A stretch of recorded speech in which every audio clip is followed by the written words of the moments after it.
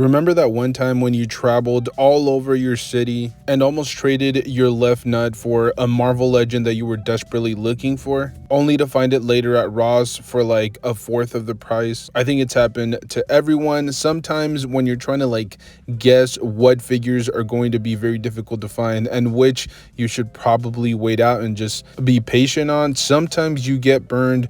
It's a very dangerous game to play, but it can be rewarding. But in certain situations, and primarily with Black Series last year, I think, or the last couple of years, I think the market has really dictated something a little bit different. It's interesting because if you talk to a lot of big giant Black Series collectors, most of them will say, hey, we're getting some great new characters or characters that we hadn't received in quite some time, and they'll spill this whole absolute nonsense about how the Black Series line is in its absolute prime. But in today's video, I'm going to give you guys a little bit of some dark truth hidden behind those words. And yes, I think for the collectors, for the consumers, it's great, but I just don't see how Hasbro is genuinely being profitable with this line. And I feel like they're either going to try to switch it up in the next coming years, or they're going to scale back how many Black Series action figures they actually release. Because as I said, there have been an insane amount of clearance figures that I've been finding. And by the way, this is from personal experience. I will put some examples here and there of just in general what's happening with the market and collectors, but a lot of this stuff I've witnessed with my own two eyes. Sometimes I'm going to like Ross or Burlington or any of these discount stores looking for my Spider-Man briefs or my boxers or whatever the case may be, my ramen noodle socks, whatever it is that I'm into, whatever trend is cool. I'm picking it up at some of these discount stores, and I happen to run into some ridiculously priced Black Series figures. Granted, I think Marvel Legends have also had some characters here and there, but for the most part, we always assume that out of a wave, there's going to be like 2 or 3 figures that just don't sell too well because they're too obscure. Not many people are familiar with them.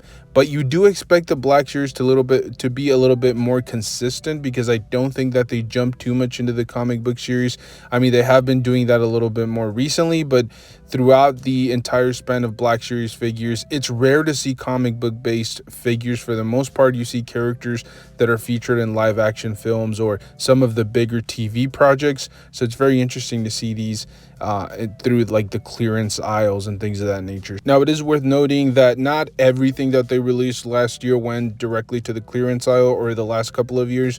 We did see some really heavy hitters just recently. For example, we saw the Clone Wars Ahsoka get released. We saw the Clone Wars Darth Maul, which is considered by many to be the best Darth Maul thus far. We also received some really deep cuts with Darth Malgus, for example. We also received a Cad Bane from the live action Mandalorian series, which I know is mostly just a repaint, a little bit of retooling, but it was still a welcomed addition to anybody's Black Series display. Having said all of that, as you guys can tell, this is not necessarily a very positive video, and that's primarily because there has been a ridiculous uptick, I think, at least in my personal opinion, of just a lot of these figures going to the clearance section or going on discount. And I think the prime example of that is the Archives series, which is supposed to give you a second shot at action figures that you may have missed on the first time around. And for the most part, these figures are very difficult to get. They may be rare, or they're just priced astronomically high through any third-party marketplaces. But what's hilarious is that a lot of these are actually very readily available. Like, you can actually go out to your local toy shop or even go online on eBay or Amazon and pick some of these up for way under retail. I mean, in some cases $10 to $12. And so it definitely makes you wonder why exactly Hasbro is deciding to re-release these. I definitely feel like there's quite a bit of disconnect from Hasbro and their fan base or the consumer base, and that is definitely very visible when it comes down to a lot of these archive figures. And by the way, before we go any deeper, I obviously should mention that there have been good examples of archive figures. For example, we have the Obi-Wan re-release from the prequel trilogy, as well as Mannequin.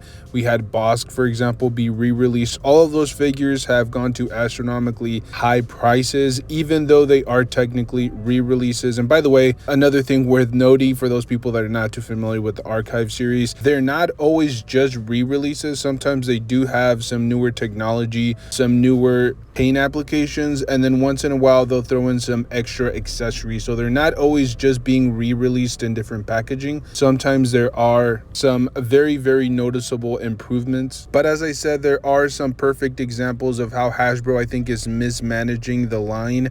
We have, for example, the Grand Moff Tarkin action figure, which was, again, an Archive re-release. But this figure, I remember seeing it splattered all across Ross's and Marshall's and Burlington's here locally. They just couldn't give this figure away. I believe in person I found it for as low as like $4. And then eventually we saw it on websites like eBay and Amazon going for roughly around like $10 to $12. We also have Emperor Palpatine, which was also an Archive re-release with that black robe. And same thing, originally I believe this was retailing for about like $22, and then just dropped. I saw it again splattered all over the clearance aisles and going for roughly around like $5 to $6, $7, and now it's kind of settled around like $12 to $13 online. The Shore Trooper was actually a figure that I picked up personally for about like $7, even though the original Black Series figure for the longest time was going for roughly around like $20 to $22. There was really no reason for Hasbro to re-release that figure, even though it is technically an army builder. You also have Han Solo and Chewie from the Rey trilogy. I'm not exactly sure what film those are from, but if I remember correctly, they're from Force Awakens. But same thing, those figures were pretty affordable. They decided to re-release them on the Archives wave, and I remember seeing them, same thing, about $5 to $6 at numerous different stores. It honestly hurt my soul to see Harrison Ford at a Ross. I was almost tempted to pick up multiples just because of the pain and anguish that I felt. But like I said, yeah, they were definitely available at most clearance sections for the longest time. We also have other characters that actually got figures that had me just completely baffled, and I wonder who exactly was asking or demanding Hasbro for some of these figures. We have, for example, the Client from The Mandalorian, who maybe had like 15 minutes of total screen time. I remember being able to pick this up at multiple different retail stores for under like $5. I think it honestly got to the point where if you bought a bag of chips, you would get this figure for free. The Black Series Yavin 4 Leia was also another prime example, another figure that was just scattered everywhere for about $4 to $5. And that was during the peak holiday season, and even then, they really couldn't move this figure. You also had the Q9 Zero droid, which had a very brief appearance in The Mandalorian, but also got an action figure. It's also one that we saw on clearance for the longest time. I think eventually now it's kind of settled around like $12 to $13 with free shipping online, so you can pick this one up very readily. And I'm not really going to get into the repaints because Din Djarin, aka the Mandalorian, has had such an insane amount of different variations. You have like the season 1 version, you have the one where he actually, you know, pimps out his Beskar armor. That one was released single and then released in 2-packs and like 3 or 4 different versions. There's the concept art variant that comes in a retro card, and the list goes on. And honestly, I'm okay with them doing maybe 2 to 3 different paint jobs on it and then re-releasing the figure, but I think that's one of those that is kind of just overstated its welcome. It's definitely burned all its bridges. I feel like we've definitely reached our limit on different variations for Din Djarin or the Mandalorian, so hopefully they stay away from stuff like that. And just to showcase how ridiculous this can really get, they're actually considering re-releasing Bo-Katan. Now, I'm not 100% sure if this is going to have any retooling or any differences in terms of the body mold or the paint job, but they are going to re-release it in the Archive series, a figure that we've already seen. You can actually go out there and pick it up for about retail through any third-party marketplace or even at any local toy store that's near you. You can pick pick her up for anywhere from like $15 to $20 to maybe $25. There's no reason for them to re-release it on the archive series, but instead they're wasting all of these resources going after like a handful of collectors that were not able to find these at retail. So it's just some very interesting choices. Now granted, the future does appear very bright. I just mentioned some of the newer releases, but we are also getting, for example, the Battle Droid Droideka figures. We're also getting that new Clone Wars body mold that everybody's going crazy for. And the list goes on and on of just really cool pre-orders that have gone up within the last few weeks. So there's definitely hope.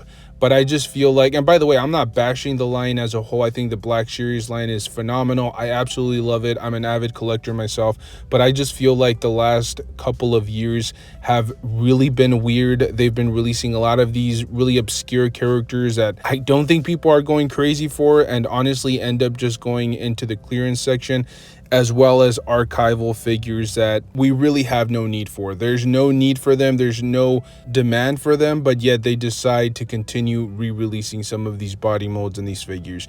But again, that's just my personal take. I really hope that the Black Series line returns to all its glory, but I definitely have seen kind of like a very worrisome trend. As I said, the future looks bright, but this is just kind of what's been happening. I've been running into a lot of these figures. I've purchased a lot of these for like $5 to $6 at my local stores, and I just don't think that that's something that Hasbro can continue to sustain for the foreseeable future. I think eventually they're going to have to make some changes, and hopefully, like I said, what we've seen through pre-orders, it's more of that rather than what we've been seeing from like 2020 all the way up to like 2023.